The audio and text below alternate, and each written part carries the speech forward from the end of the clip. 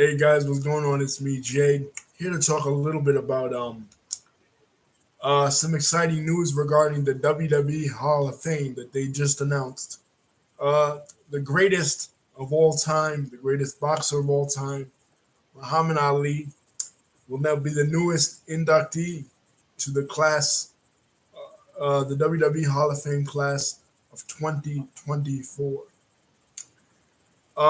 This comes on the heels of them announcing uh, that Barry Windham and Mike Rotundo will also go into the Hall of Fame, and the day before, announcing that Bull Nakano will go into the Hall of Fame. So, congratulations to Muhammad Ali, Bull Nakano, and Mike Rotundo and Barry Windham. But I just wanted to talk a little bit about Muhammad Ali's importance in the world of professional wrestling. Now, of course, people would think of Muhammad Ali as a boxer, not a wrestler. Why is he going into the wrestling Hall of Fame? Why is he an important figure in the world of professional wrestling? Well, for starters, and we talked about this when we talked about the night in Miami, the review of the night, a night in Miami, the movie that came out a couple of years ago about uh, about the hotel interaction or the imagined hotel interaction between himself, NFL legend Jim Brown, civil rights leader Malcolm X, and the famous singer Sam Cooke at the 1964 uh, fight against Sonny Liston that he won. One of the things we talked about in that video, if you guys remember, I said that Muhammad Ali was growing up, he was a wrestling fan. He grew up, of course, in the 1950s, and he had even met Gorgeous George. And one of the things that Gorgeous George at that time was the most famous wrestler in the world and one of the most famous celebrities in the world of the early television era. And when Muhammad, then known as Cassius Clay, met Gorgeous George, one of the things he told him is that you have to develop a personality, you have to develop a style, and you have to make them hate you before they can love you. And Ali's style later on, as he developed his interview style, was greatly influenced by Gorgeous George and Classy Freddie Blassie, the famous wrestler slash manager who was known as the fashion plate of the WWE. And Ali took that to heart, and Ali developed his persona, his boxing persona, around like a professional wrestler. You know what I mean? He wanted them to hate him. He wanted them to, like we said yesterday about in the Mike Tyson video, when it comes to boxing, wrestling, and MMA, you have to make the people either love you or hate you. And you have to develop a character and a persona. So Ali's persona was heavily influenced by that of Gorgeous George and Classy Freddie Blassie. But later on, as Muhammad's career started to dwindle down, like in the late 70s, in the mid to late 70s, specifically 1976, Ali had a famous fight with Antonio Inoki that was built as the clash, the first clash between a boxer and a professional wrestler. And this is on the history books considered the first MMA match because it was the first match on record anyway that a wrestler actually fought a boxer, and it was a real fight. It wasn't uh, it wasn't staged. It wasn't a work. It wasn't make believe. It was supposed to be a work because at this time, like I said, Ali's career was dwindling down. I think he was. This was after his third championship, so uh, he needed the money. So he had a lot of these exhibition fights, But this one was particularly big because even though Antonio Inoki was not known by the American audiences, supposedly it was supposed to be Bruno Sammartino. That was the Bruno Sammartino at that time in 1976 was the champion of the WWF. But Bruno had legitimately broken his neck in a match with Stan Hansen, and he didn't feel that he would be up to par to do this match. He returned against Stan Hansen on that same event. Ali and Inoki was in the main event at Shea Stadium, and Bruno Sammartino and Stan Hansen were in the semi-main event. And the whole event, besides the Bruno Sammartino and Stan Hansen match, was built around this idea of a boxer versus a wrestler, because Chuck Webner, who also had fought Ali in that same year in '76, uh, fought that night against Andre the Giant. So Chuck Webner, who was this local boxer from Bayonne, New Jersey, who the movie Rocky is based on, Sylvester Stallone, heard about this exhibition fight that Ali had with Webner, and he based the entire movie Rocky around it. Apollo Creed was inspired by Muhammad Ali, and his character, Rocky Balboa, was inspired by Chuck Webner. So this was like Vince McMahon's coming out party, this 1976 fight. This was promoted on closed circuit television. They didn't have pay per view at that time, but they had closed circuit television where you would pay for it.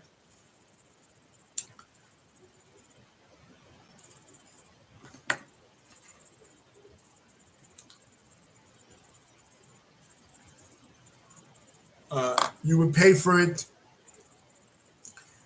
like in a movie theater type setting, and uh, you would watch it, like you were watching a movie. This was done in boxing in 1974 with the Ali Frazier fights. This was done in professional wrestling in 1971 with Classy Freddie Blassie versus Coach John Tolis, which was like the big rivalry in the Los Angeles territory at that time.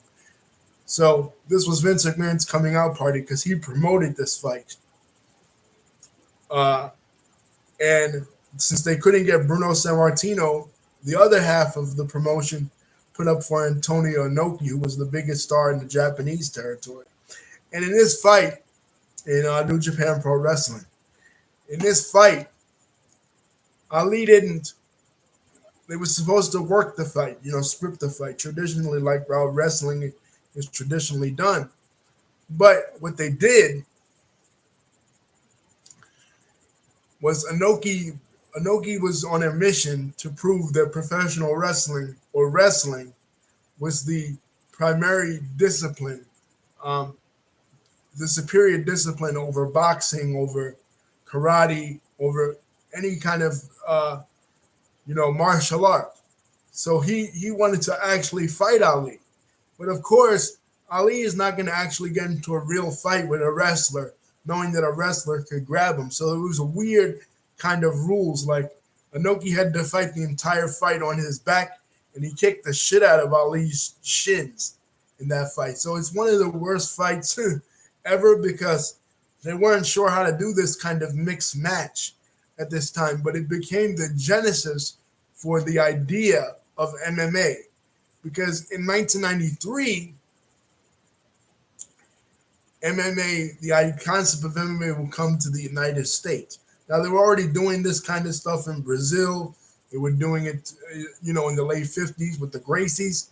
But in the United States, this had never been done before, where a boxer would take on a professional wrestler. And even though it wasn't a financial success, not a lot of people watched it, and it flopped, and it was one of the worst matches of all time. It still made its mark on history, and it put Ali and Inoki names synonymous with one another. But that wasn't the last thing that Ali would do in regards to professional wrestling. At WrestleMania 1, because he had already done that with the WWF, and another thing that he did with the WWF, when he was promoting the fight against Inoki, he would go around to all their territories uh, and make sporadic appearances. And one of the appearances that he made, as far as in the New York territory in the WWF at that time, was against Gorilla Monsoon. And you can find this match on YouTube where Gorilla Monsoon is wrestling and Ali comes out from the audience, and Ali allows Gorilla Monsoon to airplane spin him around. And then Gorilla Monsoon makes the first utterance of a phrase he would use a lot in his later career, that Ali, even though he was a great boxer, had no business getting in the ring with a wrestler because he didn't know a wrist lock from a wristwatch. And you would hear it, like I said, Gorilla later on, when he retired from the ring, go into commentary and use this phrase a lot. But because Ali meant so much to the world of wrestling, and he had made such an impact, and he loved the world of wrestling so much, he made other appearances after that. And one of the appearances that he made was at WrestleMania 1, where he was the special enforcer. Now he was supposed to be the referee for the match, the tag team match, Mr. T and Hulk Hogan versus Roddy Piper and Paul Orndorff. But because his Parkinson's had already gotten the best of him by then, and he displayed early symptoms, Pat Patterson had to step in as the in-ring referee, and Ali was just the outside enforcer. But whenever you see pictures of WrestleMania 1, you always see Ali as the referee. And of course, it made a lot of sense because, like I said, the connection is there with even Rocky. Because if it was not for Muhammad Ali, there would be no Rocky, because Stallone used the fight with Chuck Webner as the basis for the Rocky movie. And if it was not for the Rocky movie, specifically Rocky 3, Hulk Hogan would have not been known to the general public. And Mr. T, who prior to his movie fame was a bodyguard for Muhammad Ali, would have not been known to the world. So there's that double wrestling connection. There's the connection with Stallone. There's the connection with Ali. There's the connection with mixed martial arts, which is important to, of course, TKO Group Holdings now that they combine with the WWE. So there's a lot of layers to this. And for weeks now, people have been talking about uh, Sylvester Stallone being involved somehow in WrestleMania 40 because it's in Philly, and Sylvester and the Rocky movies are based in Philly, the part of the franchise. And Sylvester Stallone has had a long involvement with professional wrestling in his own right. His friendship with Terry Funk, the 1978 movie, um, Paradise Alley, um, the friendship with Hulk Hogan, the fact that he inducted Hulk Hogan into the WWE Hall of Fame in 2005. So I was thinking that now that Ali is going in, right, and it fits this day that it was announced too, because it's the first day of Ramadan, and Ali is the most famous Muslim in the world. But that's an aside. But I was thinking the perfect person to induct Muhammad Ali into the WWE Hall of Fame would have to be Sylvester Stallone because of their connection to one another. Now, people have been complaining. People say, oh, well, what does a boxer have to do with wrestling? I just explained the connection that he has to specifically WrestleMania 1. And that seems to be a theme that that Triple H is going for. Triple H, he announced that Wyndham and Rotunda are going in. And Barry Windham and Mike Rotunda, how do they fit in this scheme? No, they were the USS Express. They were the tag team champions at the time of WrestleMania 1. And they lost the tag team championships at that time to the Iron Sheik and Nikolai Volkov on that same night. Bull Nakano She wasn't at WrestleMania 10, but she was in a feud with Alundra Blaze. I don't know. Maybe they couldn't get a hold of like Lonnie Kai. I don't know. Who was at WrestleMania 1 and WrestleMania 10? WrestleMania 1, she fought Randy Richter. And at WrestleMania 10, she fought um, Alundra Blaze. But 10 years later, well, 9 years later. But this fits. This is, to me, is long overdue. Before any other celebrity was involved with professional wrestling, Muhammad Ali was involved with professional wrestling. Because at that time, like I said, now there were others before him. Joe Lewis had did some professional wrestling matches in the 50s when after he retired. Uh,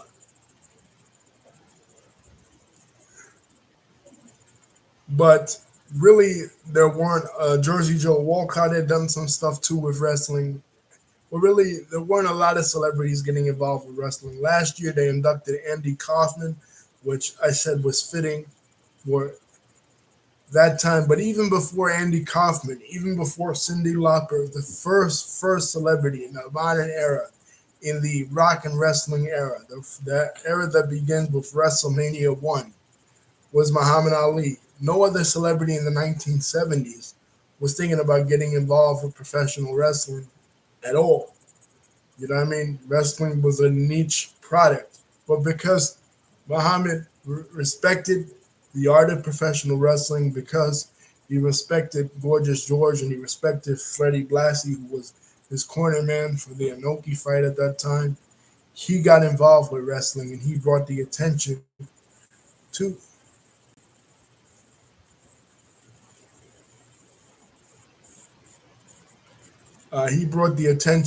professional wrestling at a time when nobody was bringing attention to it. Before the national expansion, before Andy Kaufman, before Cyndi Lauper, and before the other celebrities. So, if you're going to induct any celebrity into the celebrity wing of the Hall of Fame, more important than Sylvester Stallone, more important than Arnold Schwarzenegger, more important than Donald Trump, more important than Drew Carey, more important than Snoop Dogg, all of whom are in the WWE Hall of Fame as well. And they all have some kind of WWE connection. They've all appeared on WWE television. But the first celebrity and the person I think that took it the most serious was the greatest of all time, Muhammad Ali. So congratulations to Muhammad Ali. Like I said, I consider him, along with Antonio Inoki and the Gracies, to be some of the founding fathers of mixed martial arts. Maybe unintentionally, because it was just a publicity fight with Inoki. It wasn't. They weren't out to create a new sport by combining boxing and wrestling, but that's in a shoot way. That's exactly what they did. And he wasn't out to inspire a movie franchise that would its sequels would spawn the biggest wrestling star of all time either. But that's and the biggest boxing movie franchise that involved professional wrestlers either. But that's exactly what he did. So hats off to Muhammad Ali. It's a good inclusion in the WWE Hall of Fame. I was happy to see this because, like I said, there's three celebrities, more than any other three celebrities that deserve the nod: Andy Kaufman, Muhammad Ali, and Cyndi Lauper. So you have Andy Kaufman in there, you have Muhammad Ali in there now. Now you need Cyndi Lauper in there. Call up Cyndi Lauper, WWE, make it happen. Those three are the three most important outside of wrestling celebrities that ever were involved in the sport. Peace. Don't forget to like, comment, and subscribe. Hit the bell button to see when my next video is coming out. Love you guys.